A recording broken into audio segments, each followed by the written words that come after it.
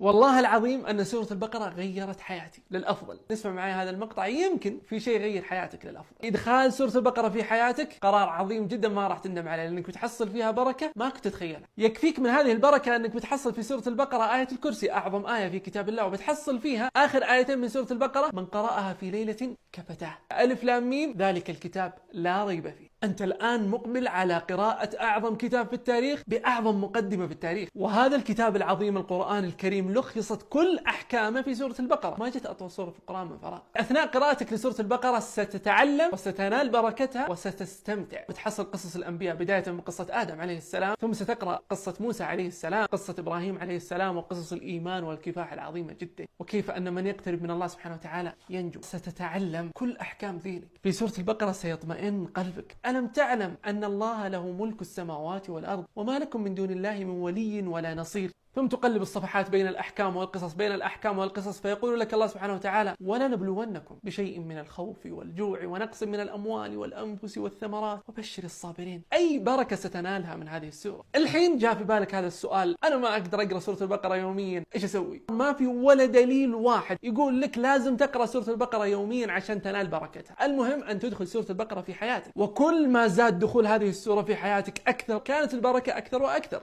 المهم ألا تحرم نفسك بركة هذه السورة. والله يسعدكم.